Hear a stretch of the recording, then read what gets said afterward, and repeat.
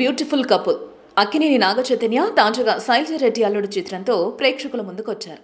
మరోవైపు అక్కినేని కోడలు పెళ్లి తర్వాత కూడా వరుస చిత్రాలతో దూసుకుపోతున్న నటి సమంత కూడా యూ టర్న్ అంటూ ఇదే రోజు భర్తకి పోటీగా బాక్స్ ఆఫీస్ బరిలో నిలిచింది. మరి ఈ ఆలు మగలు వార్లో గెలుపు ఎవరిదో చూద్దామా? ముందుగా శైలజారెడ్డి విషయానికి వస్తే అక్కినేని నాగచైతన్య అను ఎమాన్యుయల్ జంటగా తెరకెక్కిన ఈ చిత్రం అన్ని కమర్షియల్ హంగులతో రూపుదిద్దుకుంది.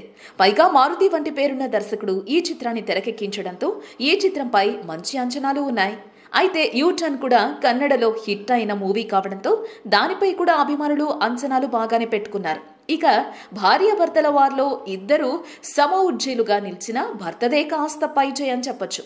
ఇది కమర్షియల్ చిత్రం కావడం, దానికి తోడు రమ్యకృష్ణ, వెన్నెల కిషోర్ వంటి పేరున్న వారు ఇందులో భాగస్వాములు కావడంతో ఈ చిత్రం కొంత మెరుగైన ఫలితాన్ని అందుకోవచ్చని చెప్పొచ్చు. దానికి తోడు అన్ని వర్గాలను ఆకర్షించే ఎలిమెంట్స్ ఉండటం అల్లుడికి కలిసొచ్చింది. అయితే సమంత తీసుకున్న టర్న్ కూడా తక్కువేమీ కాదు.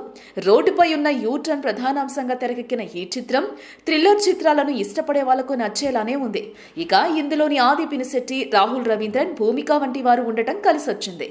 అయితే రెగ్యులర్ ప్రేక్షకులు కోరుకునే కామెడీ పెద్దగా లేకపోవటం ఈ చిత్రానికి కొంత మైనస్ అని చెప్పొచ్చు. మొత్తంగా చూస్తే వినాయక చవితి నాడు బరిలో దిగిన భార్యాభర్తలిద్దరూ విజయం సాధించినట్టే కనిపిస్తున్న భర్త కొంచెం పైచేయి సాధించాడని చెప్పొచ్చు.